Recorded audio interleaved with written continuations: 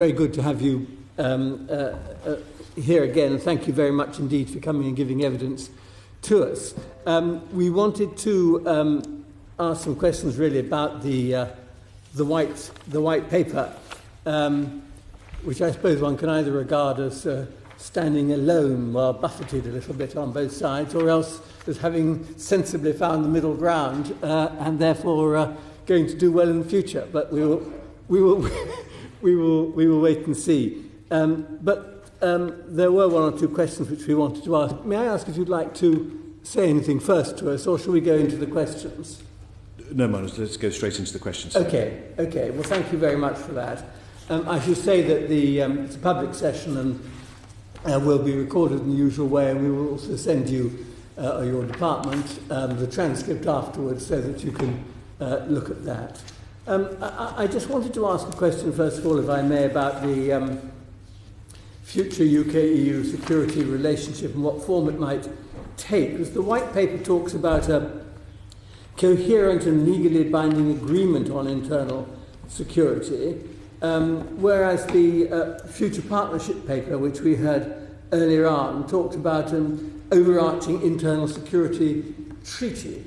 And we've been a little bit puzzled here as to whether there is a difference between, as there appears to be on the face of it, between a treaty and an agreement. So I think it would be helpful to have your comments on that. And perhaps I could also ask you to thank you, first of all, to thank your department very much for the reply which we received about half an hour ago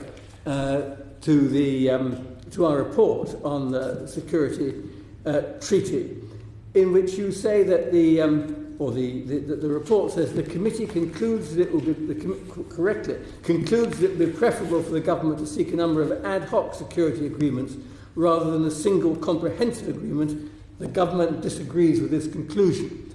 I think our concern was that if it was all jumbled or put together in one report, there was a risk, or one agreement, a risk that some rather important things, particularly, for example, on data, might get held up because there was a negotiation going on a number of different issues. And I think, could you just reassure us that that won't be the case, and that we can expect, therefore, that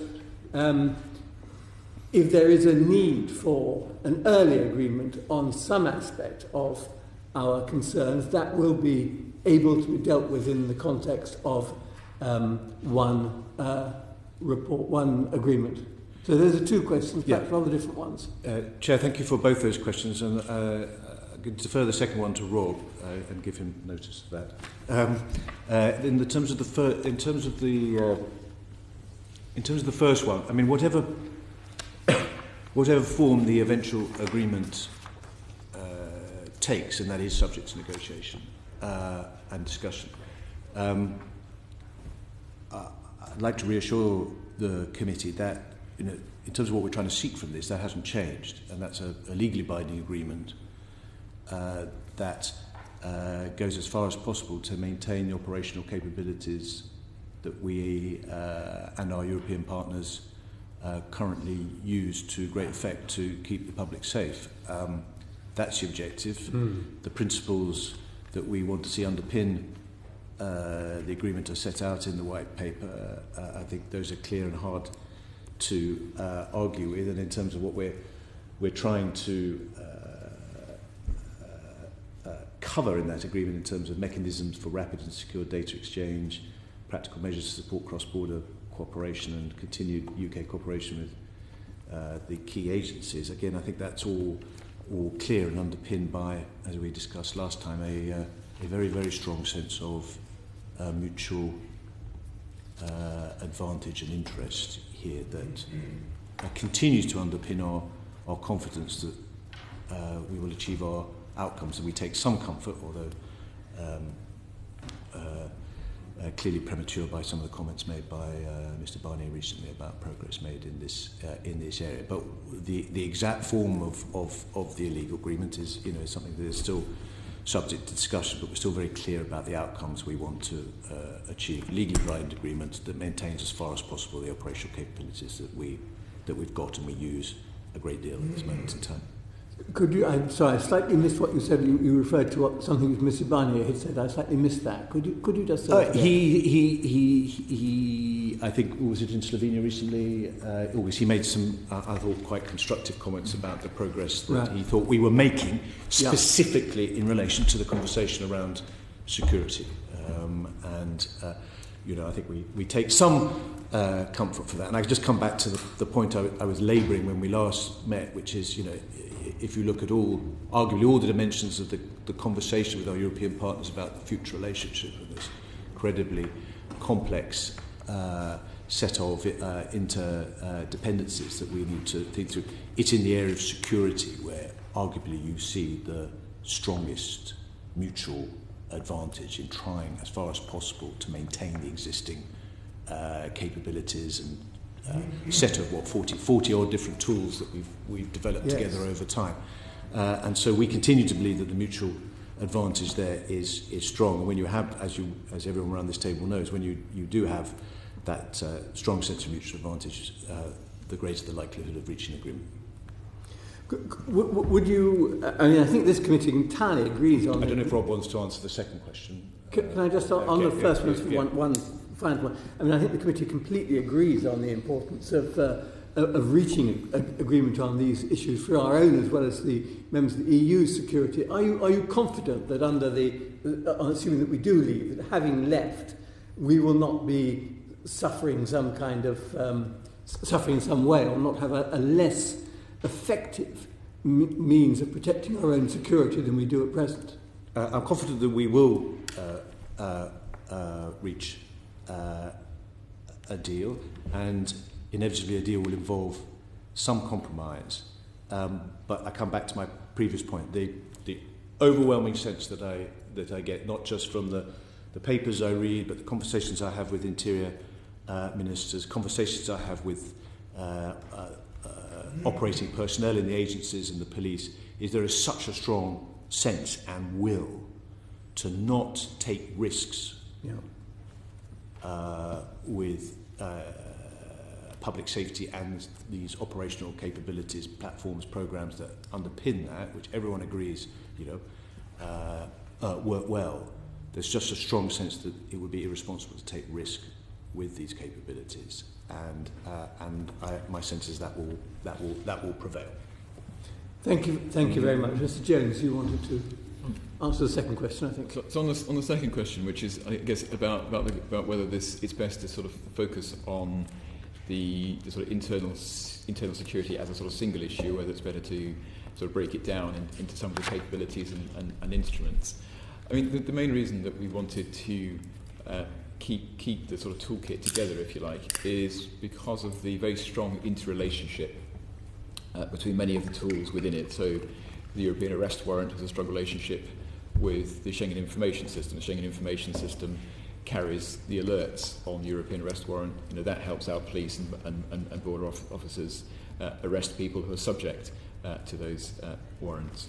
And also because the sort of strong synergies between the tools, and the risk that if you separate them, you end up with a sort of quite a piecemeal approach that detracts from that sort of the overall benefit you get from having a very sort of coherent law enforcement and criminal justice system. But there's also a question around negotiability and sort of timing of this. I mean, one of the advantages of the proposal that we've made and set out in a number of different papers, which is to have an overarching treaty or legal framework, and then to annex existing EU instruments beneath it, is that actually you can avoid having individual separate negotiations on particular tools and measures and capabilities, because you don't need to. It's already agreed. We know how we will operate because that's how we operate already. So you don't need to have a separate discussion around the information that's shared on the Schengen information system, because the Schengen information system is what we agree will form the basis of our future cooperation. So it ought to make negotiations simpler rather than more difficult if you follow the model that we propose.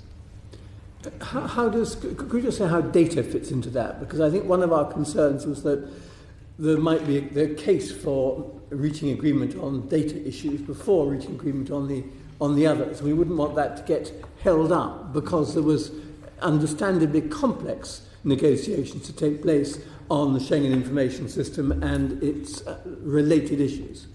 Yeah, I mean, we share that view. I mean, the last thing we want to do is for one part of a negotiation to hold up another. But we've seen no indication that's a risk in this particular negotiation. And if it was, the model we're proposing is flexible enough to unattach a particular measure or a particular capability from the wider negotiation. So, for instance, if a negotiation on extradition was, or the issue of extradition was one that was proving to be a barrier to progress on the wider agreement, in principle, you could separate the discussion on that sort of particular aspect of a future internal security arrangement and continue with the other parts of it. That's not what we're proposing. We don't think it's necessary. But if we had to, that would be possible and retain the overall approach that we suggest. Thank you. That's very helpful. Lord Ricketts. Thank you very much. Minister, I apologise. I'm going to have to leave slightly early before the end of the session to catch an aircraft. I think the committee absolutely understand that everyone shares the objective of as much continuity as possible and for practical and security reasons to avoid cliff edges and so on. But we've been very concerned, I think, about the variable geometry of connections with third parties already in the JHA toolkit and how that would be captured in one overarching treaty. And we noted the disappearance of the reference to an overarching treaty in the white paper and substitute of words like security partnership. We're probing exactly what that meant. Because, as the Chairman says, it's possible that some areas would be easier to agree for continued access than others. But just to pursue the Chairman's questions a bit on how all this fits into the overall architecture of what we're proposing, again, a two-part one, if I may. Do we see the security element fitting into a wider association agreement, or do you see it being separated out and dealt with as a separate set of or single agreement? And how much detail do you think we can get in the political declaration on the future framework to be agreed alongside the withdrawal agreement, in the next few weeks, effectively? Because one can feel the political pressures to keep that future framework very general, whereas in the security area, presumably, we have every interest in getting as much detail as possible into that political declaration in order to guide the future work. The honest answer, Lord Ricketts, is as we don't know yet. His time's getting quite short. Yeah, well, you have more experience than most about the way that the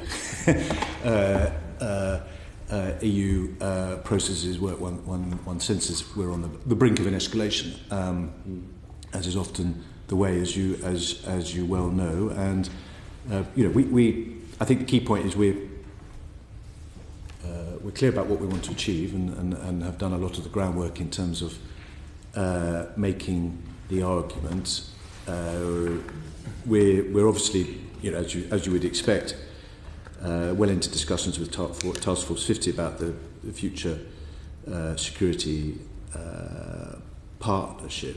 We are talking about our language, as you noted, is talking about a sort of overarching institutional framework with some separate agreements tucked in to that. What the structure of this in terms of the outcome will be. One could see, as you suggested, a couple of scenarios. In terms of the level of detail that will go into any declaration, it's a little bit early for me, frankly, to have a sense of that. Rob, do you want to add anything to that? I'm sorry to serve thin gruel on that, but that's just the reality. It will be quite an important point, I think, won't it, for the next few weeks to see how much detail can be nailed down of the sort of arrangements that we're foreseeing here. Otherwise, well, your point is very well made, Lord Ricketts, because obviously, beneath the surface of these discussions, there are a lot of people with very heavy responsibilities in terms of their operating responsibilities who want to know what the future holds and where they stand, and it's our responsibility to try and give as much clarity as possible, while, as you know, as an experienced negotiator, trying to retain some flexibility and the ability to have some time to try and get the best possible agreement that we can, particularly in areas which are a bit sticky. Thank you. Lady Massey. Thank you. Good morning. Good morning. I'd like to go back to the white paper and quote from it originally, then ask you a question about it. The white paper says, and I quote, "The EU already holds just-at-home affairs, policy dialogues with a number of third countries, ranging from 6-monthly meetings with the US to full consultation and a mixed committee with Schengen countries on areas of Schengen-relevant GHA policy. What, in your opinion, your estimation, are the limitations of GHA policy dialogues that you list in the white paper?" We'll have more detailed knowledge of the specific dialogues. I think the white paper makes quite clear, Baroness, that slightly to little Ricky's point as well, we face a bit of a patchwork of existing precedents, direct or indirect, in terms of that may underpin the future relationship. I think I'd make a point which I hope isn't too obvious. One of the things we are wanting to achieve through the legally binding agreement is not just a sort of maintenance as far as possible of the operating capabilities. We all understand the importance of that. But the reality of the operating context in which we're managing and the risks that we're managing, everyone here will know the very clear feature of it is one of constant change. And that's not going to change. And therefore what's important for us is that the ongoing relationship has a sort of dynamism and flexibility to it that understands and caters for that, and that this is a sort of a genuine partnership going forward that has to have some dynamism to it to reflect the fact that we, in a few years' time, may be wanting to be talking about different things and different needs to cooperate on. And I think it's, obviously the priority is to maintain the capabilities, but I think it's our responsibility as well to try and work with our colleagues to construct a framework of these dialogues that understand that, reflect that, and that our European partners understand the importance of the dynamism of the relationship going forward. You've got more experience of these specific dialogues, Rob. Anything that you want to add? It's a normal, regular feature of the sort of EU's relationship with third countries that there are opportunities for dialogue and operational cooperation, for the exchange of best practice and so on. So we're not proposing anything which is completely new, but we are suggesting that, given the ambition we have for a close relationship in this area, and given the very close cooperation that exists between the UK and EU member states, partly because of the threat we face, partly because of our geographic proximity, and also because of the sheer volume of passenger movements between the UK and the EU, about 37 million, I think, last year. It is in our interest that the dialogue that we have is particularly close. So, the examples of sort of regular strategic sort of policy type dialogues that exist, I think we would certainly envisage having those, but there are also sort of more regular, more specific types of dialogue, such as the Schengen sort of mixed committee arrangement, where experts get together on a regular basis, and that's particularly important where where countries are using EU instruments as a means to cooperate with each other, as is the case with the Schengen countries. So, if we are participating in, say, the Schengen information system, or using the Schengen information system, or European arrest warrant, as the means by which we cooperate with the European countries, then it would make sense for us to have a close expert type level of cooperation that might not exist for relationships with other third countries where that relationship isn't quite so close. Thank you. Lord Kirkhope. This morning, I apologise for being late this morning due to my dentist, and I didn't hear your opening statements, and I came in on the word comprehensive, which I want to question, because I was the person responsible for passenger name records in Europe. And certainly when one looks at the way in which we've already got, I think, about 14 enforcement notices going on to get PNR comprehensively installed among EU countries, never mind having any kind of sharing of information with third countries. And what I would put to you is that almost every one of these measures has slightly different approaches to the participation of third countries, which makes it complicated. And I say, I heard this word comprehensive. I presume, therefore, we are trying to wrap something up in some great treaty or whatever it is, security agreement. But what I don't understand is how this can be done in time to actually maintain the continuity of things that are so utterly vital to security, as the exchange of information through ECRIS, for instance, but also PNR and other measures of that kind. It took us 10 years to get PNR through, and as I say, we've got a lot of very important nations working on it right now, and we're working very closely together. So the critical people are involved right now in exchanging real-time information, but those 14 are having to be pushed a bit, and there's no way that they currently, as I understand it, want to extend the interests of PNR to a third country of any kind until they've got their act together within the EU. So how do we actually bridge this? How are we actually going to make sure? And that's only one thing. And like I said, they're all slightly different. So the comprehensive approach, I don't quite understand. No, well, I hope all went well to the dentist and Still here. set you up well for the day. And again, you know more about the workings at the EU level than I ever will, and I wouldn't want to underplay or smooth over in any way the complexity of what we're trying to do and what underlies it in terms of these because we're talking about a basket of 40 different tools and instruments and programs and platforms and relationships that have been built up over time.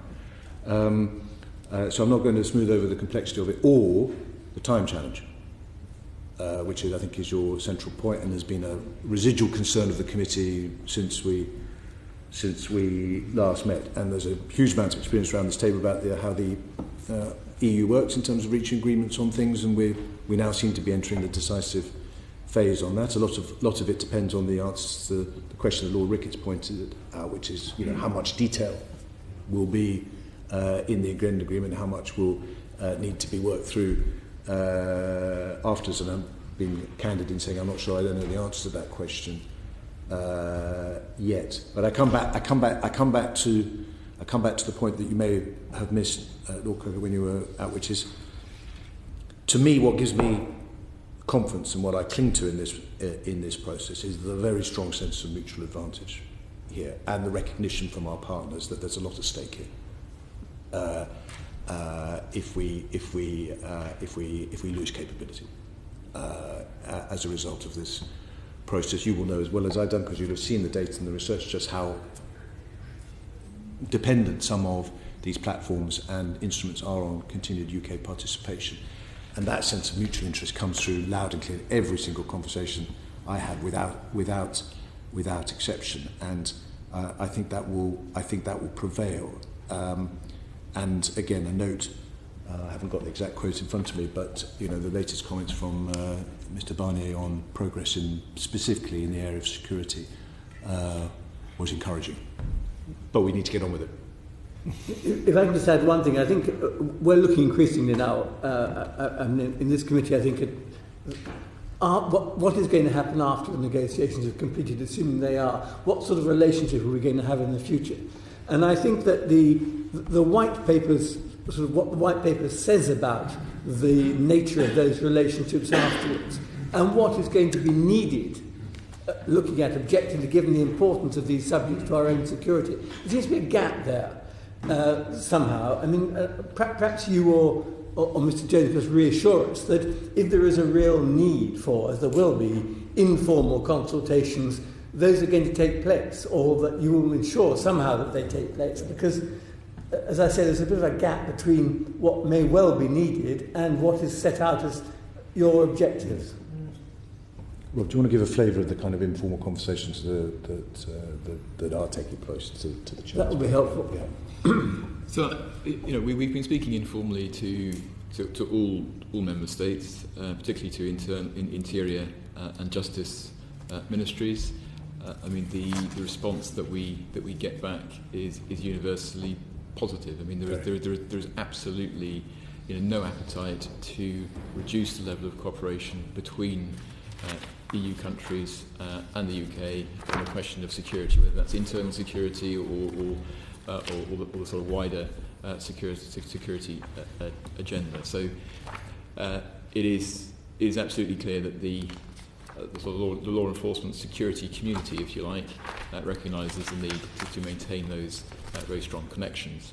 The argument that we're making, and I think is an argument that is gaining increasing traction, is that the best way to maintain that cooperation is, as far as possible, through the tried and tested existing EU tools, because the alternatives, so the using EU tools based on existing very narrow third country precedent, are suboptimal, to say the least, in some cases, and the non-EU ways of cooperating, so Council of Europe conventions or Interpol. Again, they provide a framework, but they are not nearly as effective. And partners recognise that, and they also recognise that while we can invest in bilateral relationships, and we will continue to invest in bilateral relationships, those bilateral relationships will only be as strong as we both like if they're underpinned by the EU tools and measures and capabilities that currently exist. Well, Chairman, I have to say, according to the media this morning, the quality media at least, and Such Michel, things still exist. what's left of it, the Michel Barnier is quite exasperated, apparently, so it is reported, that the UK has been talking separately to 27 member states' ministers rather than through him. I wonder if there's any truth in that, or is that just an irritation that's been represented by some journalist who hasn't got anything else to write? I have absolutely no doubt. I have absolutely no idea if Mr. Barnier is irritated by that at all, but it is a fact of life, and is what you would expect us to do, because as ministers we talk with other ministers. In fact, I'm going to Austria this evening to continue doing exactly that. That's politics, deal with it. But we do obviously in making our case talk to all our stakeholders, and at all levels. So work that the police are doing in terms of the conversation with Europol, just talking through the implications of the UK being downgraded as a sort of player in Europol. Well, we're talking about the UK as both 2016 the UK was the highest contributor to Europol serious organised crime analysis projects. The leadership of that organisation are extremely aware and concerned about the risks of the UK not continuing to sort of pull its weight inside that system. So of course everyone would expect us, in terms of trying to secure an agreement, to use every channel of arguments and persuasion that we can. Quite irresponsible for us not to. Hey, Randy. Okay, I'm just going to say to the Minister, in this committee and also in the main EU Select Committee, where we have been in discussion with politicians of other EU countries, that has been the theme, without bar none, I think, have wanted to make sure in this area of policy that the status quo is maintained, and they are quite vociferous about it when they come before this committee. No, they feel you're. Well, I'm delighted to hear that sort of validated and played back to, because that's absolutely my experience, and hardly surprising. If you're an interior minister, you go to bed every night, wake up every morning worrying about public safety and what you're doing to public safety, and you're confronted with a very significant risk that your capabilities are going to be downgraded as a result of the change in relation to the UK. You're going to express a view at some point. Yes, Lord Watts. Chair, I think the first thing to say is, following on, I think, from previously, I think there's some concern that if you start negotiating directly with member states, that you quite could easily overcomplicate this issue even more than it is at the So, present Declan, time. I don't think I don't think any of us are in the position of negotiating. Okay. We are negotiating with the Commission. We are negotiating with, but we are Yeah. seeking to persuade and enlist support from our European partners for our vision of how the security relationship is going to go forward. And I hope you'd support us in that. I think that's a fine point, but nevertheless we'll leave it there. But it's an important distinction. Yeah. I'm not negotiating with the Austrian Interior Minister. Yeah, but I think the committee has heard that there is goodwill and people actually do want to have an effective deal. But we haven't got that deal and the clock's ticking, and we just wonder that if we had fewer opportunities to contribute to the work of Eurojust, and we had reduced capacity for the UK and EU to cooperate, tackling serious cross-border and organised crime. And I spoke to the Police Federation of Northern Ireland, who were concerned about the implications of this, of us leaving. What indications have you had from EU negotiators that the UK's ambition to reach agreements will trump the lack of precedent for third country involvement in such frameworks as EC, RIS, and the PNR? So I think this is a very important point, and again I've been very frank in sharing the committee's concerns about timetable. I think we all recognise that this is a challenge, and underpinning that challenge is again the complexity, and the reality is that that we are arguing. Often that existing precedents in terms of we are recognising we are leaving the European Union. This is a conversation about shaping the relationship going forward. That has to reflect a clear understanding that we will not be a member of the European Union, therefore can't expect to have exactly 100% replication of rights, and in certain situations that our status will change. But what we're arguing, and Europol would be a good example, I think, Rob, is that we're arguing that falling back on existing precedent in terms of third country status and relationships is not good enough, and that we need to work together to find a better outcome that respects the fact that we will not be members of the EU, but needs to do better than the existing precedent. That's complicated, but again, you come back to the central point which the committee has absolutely grasped, because you've heard it from others. There is underpinning these negotiations is a very strong sense that there's a lot at stake here for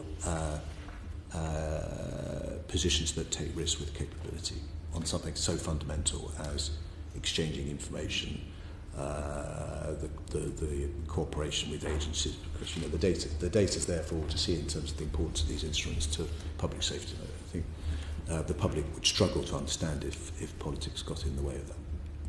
Would it not, Minister, be the case that for existing third countries, there is a logic for them to be involved in this as well? And obviously there's practical reasons for why that isn't the case.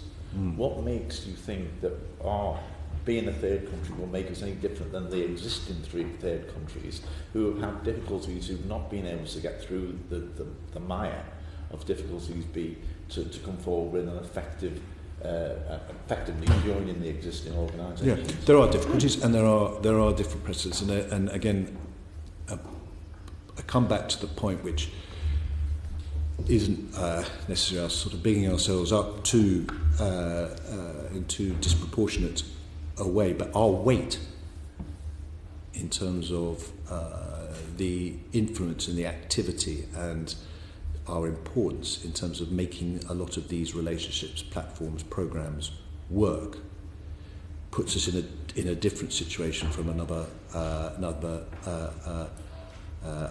countries. As does the fact that we have been a member of the Union, our processes, our positions in relation to alignment in terms of approach to data and everything like that means that we are very, very close. And again, that distinguishes us from a number of the other third country relationships. Rob, do you want to add anything to that, or have I covered it? Yeah, I mean, just a couple of things. I mean, first of all, we are very clear that our relationship must change. It will change. We will be a third country. Yep. So we are not seeking to replicate the status of a member state under a different name. But what we are suggesting is that the starting point for our future relationship on this area is the security, the safety of our citizens. And from our perspective, that means we need to start there and not limit ourselves to the very narrow and piecemeal existing precedent there is for the EU to have relationships with third countries in this particular area. What we suggest instead is that the EU looks to the precedent that the EU has set in the relationships it has, the strategic relationships it has with third countries in other areas, such as aviation or on borders, where it's clear it is entirely possible for the EU to have quite ambitious, quite strategic, quite deep relationships with other countries. But we also recognise that if we are to move away from this sort of narrow and limited third country precedent on these particular tools, we have to balance the rights that we get through participating in those measures with obligations. So, if we remain part of EU measures, we would remain bound by the sort of rules and obligations that go with them. And I think that's one of the areas that the white paper made a big difference in, because by setting out our position on sort of data protection and the protection of individual rights and so on, I think we were able to help persuade many of our EU partners that we were actually serious about having a sort of a deep and special relationship, and recognised that the rights that we were seeking had to be balanced by the obligations. Thank you. Lynn. Oh yes, a question about our relationship with the European Court of Justice, and in the white paper what it says is that where the UK participates in an EU agency, the UK will respect the remit of the Court of Justice. And so just wondering whether the government believes that respecting the remit of the European Court of Justice, when it participates in agencies such as Europol, post-Brexit, if we leave, will be enough for the UK to gain access to their governance boards, which we heard in earlier evidence is going to be quite critical in determining, the future path of those agencies. So whether or not that's going to be the case with Europol, but also other information exchanging agencies. Yeah. Well, it's clearly a very important issue, and the whole issue of the kind of governance arrangements that underpin the partnership are fundamental, and as the committee will know, the white paper sets out proposals for a kind of new set of arrangements, which will include mechanism for addressing disputes through a joint committee, for which there is precedent in terms of other agreements. But in respect to agencies, as you pointed out, what we've said is that the UK would respect the remit of the CJEU, such that if there was a challenge to a decision made by an agency that affected the UK, this could be resolved by the CJEU. Our view is this would not involve giving the CJEU jurisdiction over the UK, and our view is we think that our proposals are both legally viable and based on wider EU precedent for strategic agreements with third countries. So again, I think we've set out our stall and we're comfortable with it on a legal basis. Do you want to add anything, Rob, to that? I mean, just to say, in terms of our level of participation on in the likes of Europol, I mean, this is something which is still very much up for discussion. I mean, we would argue for a high level of representation in Europol, but also we recognise that we will not be a member state, so the relationship will change. I think it's unlikely that we would be have voting rights on a Europol management board. It doesn't mean that we couldn't be present on a management board or couldn't still second national experts into Europol if we had the depth of relationship that we are suggesting, and there is mutual benefit, I think, in that, because the UK is such a significant player in Europol, because we make such a significant contribution, and because we can continue to make that contribution. And the challenge here is always, yes, we have to respect the fact that we will be a third country and we will not be a member of the European Union, but given that, what can we do together to reach an agreement that kind of maintains as far as possible what we've got at the moment and allows UK and partners to work together as close as possible to the way we work at the moment. That's the challenge underpinning kind of every aspect of this negotiation, and Europol is as a good example as any, and one of the most important. Very quick question Yes, from very you. quick. Just, I think, Then Lord Watts. yes, it's a question of trust, a question of understanding and having a positive attitude. And we displayed that when we had Protocol 36, with that total opt-out, which we were entitled to, but also our very positive attitude in opting back in to a great number of measures in a very, very friendly way, particularly when the Prime Minister was the Home Secretary. But the political realities here are giving messages of a different kind. If I may just say, I mean, you are putting over, I think, an extremely logical and sensible approach, a very responsible approach. But in terms of the reaction of our partners in Brussels and elsewhere, that they have problems because this positivism that the government officials put across is not being helped by the political realities on the ground and the things they're reading and things they're hearing about our reluctance to have a sort of what you would describe as a very positive future relationship. And that is the worry, I think, for a lot of people. I understand that, and you'll have a better feeling for that than I will. But that's why I think it was so important that right at the start of this process, the Prime Minister made it very clear and couldn't have been clearer in terms of the offer that we made. Her expression of her unconditional commitment to security of Europe. European security is our security.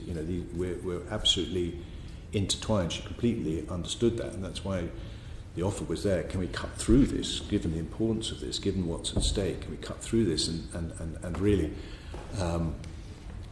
reassure ourselves that we can set this relationship up in the right way going forward? And she tried to cut through all that with an extremely, to use your language, positive offer to our partners. And you know much better than I do the complexities of the politics, the difficulty that this poses for the Commission and others. But that's why we keep coming back to the realpolitik, which is, this is about public security. It's not, can't mess around here. Lord Selly. Can I turn, Minister, to the difficult area of the European arrest warrant? Yeah.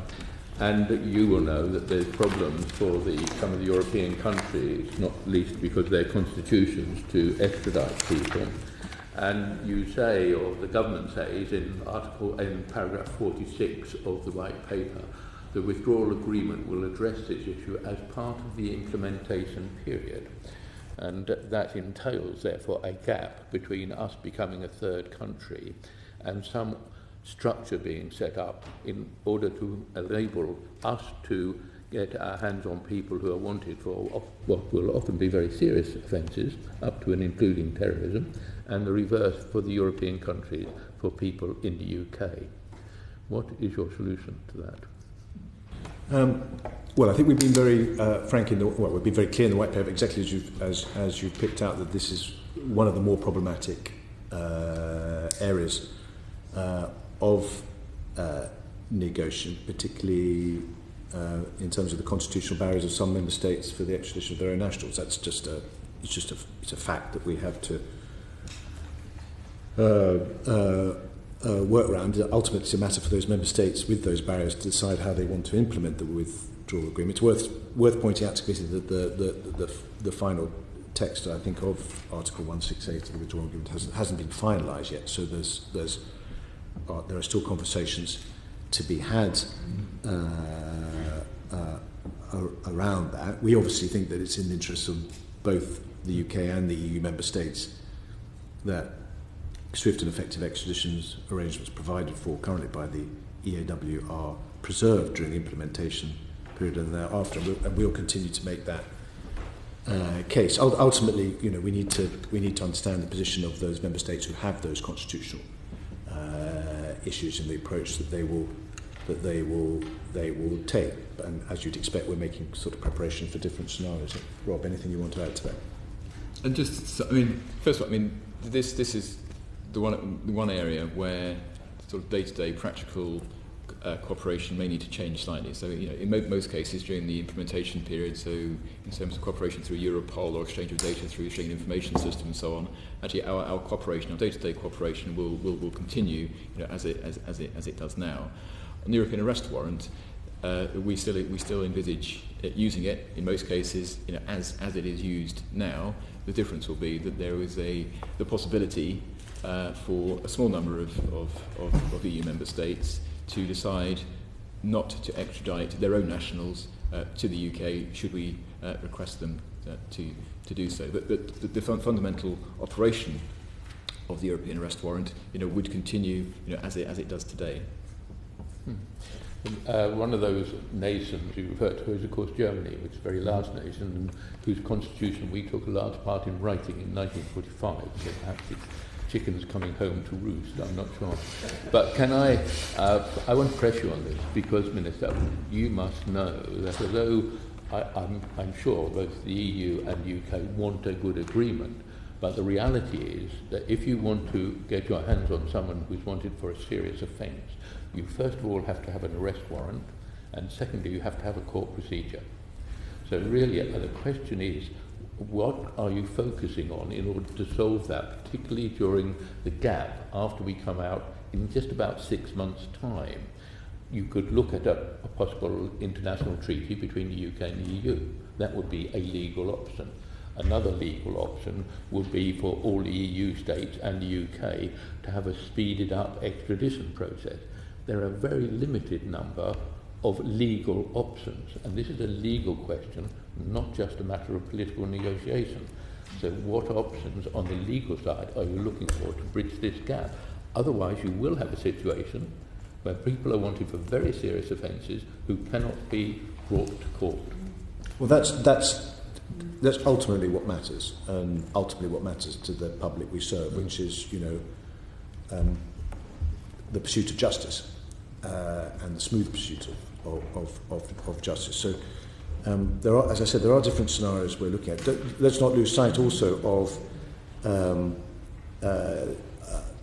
the option of transferring proceedings and sentences to the member states. Sorry, transferring proceedings and sentences to the member states concerned. So, and Rob can expand on this. If we're in a situation where extradition is not possible, then one obvious scenario to look at is our options in relation to making it easier and more certain that that individual will face justice in Germany, to use the example that you pick. So you're saying there's a legal. I'm just saying there are options among the scenarios we have to look through. I just wouldn't lose sight of that. I'm saying you're implying a third option here to the two that I suggested. There are others too, but they're long-term ones.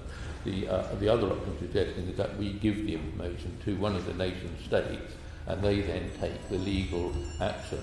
That would be, I would have thought, require a new laws, probably in this country and probably in the country that's concerned.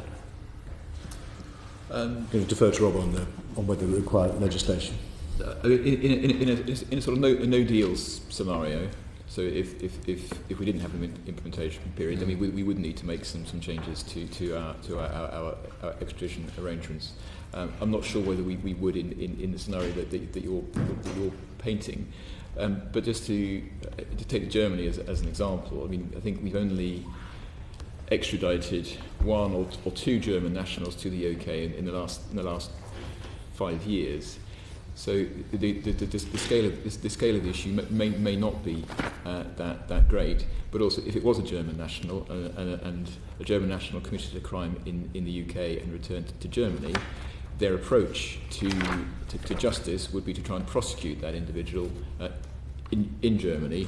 So there's not, in terms of access to justice or securing justice, the lack of an ability to extradite someone from a country like Germany to the UK need not be a bar.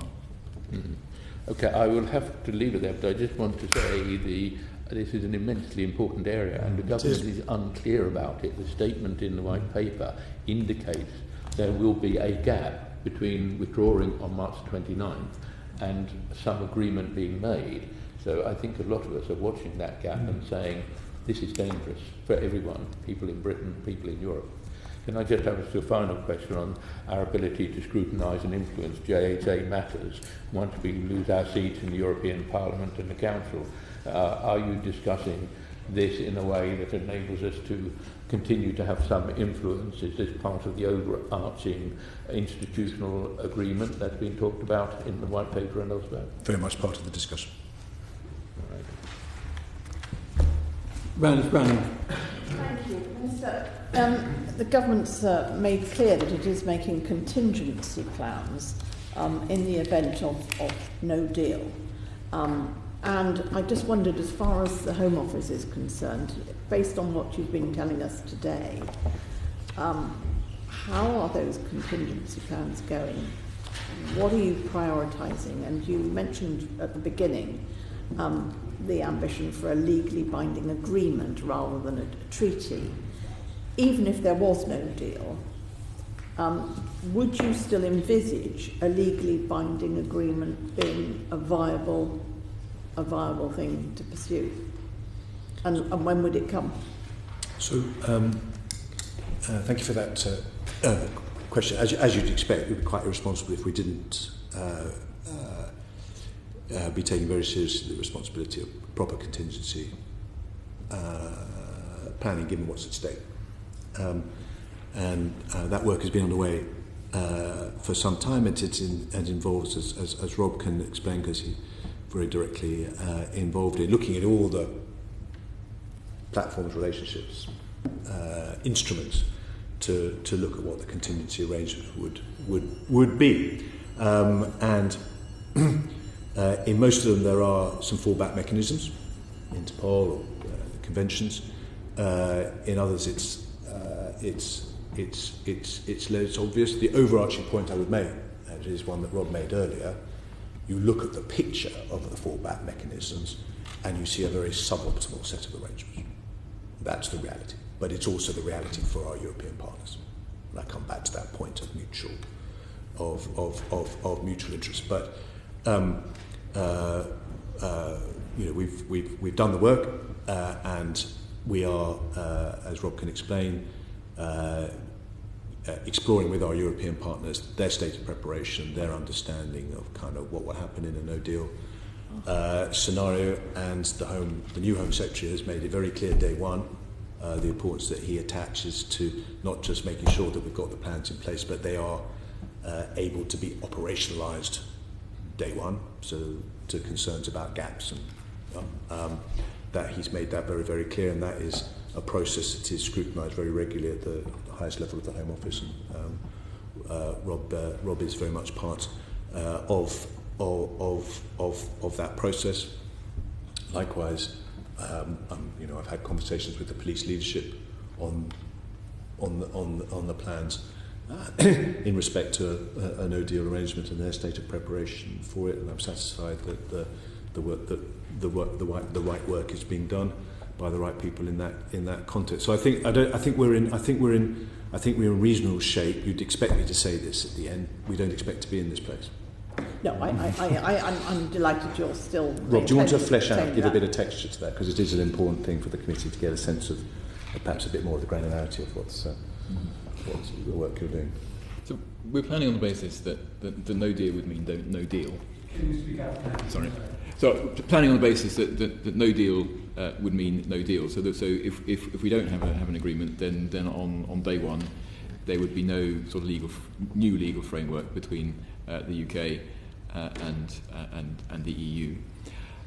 So the plans that we're putting in place, and these are plans that are intended to cover all of the capabilities that are covered by the sort of EU toolkit. So it's about data exchange, cooperation between police forces, which is done through Europol, and the exchange of data and things like extradition. There are plans in place that we've agreed with operational partners. So we have regular meetings with the police, with the National Crime Agency, and also as part of the wider criminal justice family, so involving the Ministry of Justice, CPS, and so on. And the agencies involved, frontline agencies involved, are have their own plans to build resilience to prepare for that no-deal scenario, to recruit where necessary additional staff members, and to move over to different systems.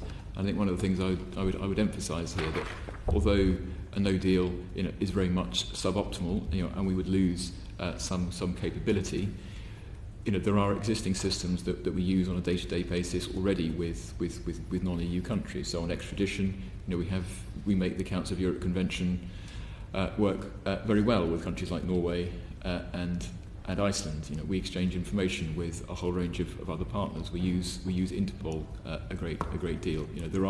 There are ways of working that we already use. So in many cases, the contingency plans that we're talking about involve moving from a dual system, so an EU mechanism and a non-EU mechanism, to only focus on the non-EU mechanism. So it does involve, in some cases, changes to processes, increases in staff numbers because the processes are less efficient.